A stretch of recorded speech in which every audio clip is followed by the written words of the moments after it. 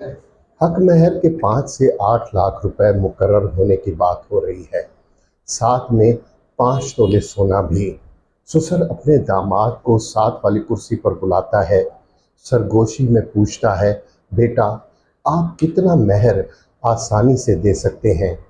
दामाद कहता है, आप लोग जो मुकर्रर करें मुझे मंजूर है, लेकिन मैं अगर ज़्यादा कोशिश करूं तो 2 लाख दे सकता हूं। ससुर निगाह खां से कहता है कि महर 1 लाख होगा। जब ससुर ने सोने के मुतालिक पूछा तो दामाद ने कहा, मैं 2 तोले बना चुका हूँ, 3 और बना लूंगा।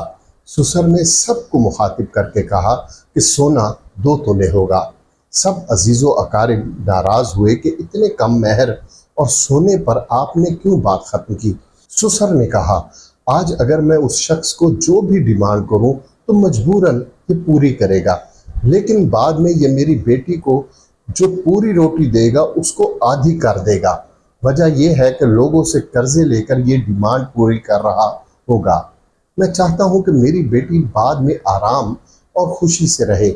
इस शादी को 15 साल हो गए।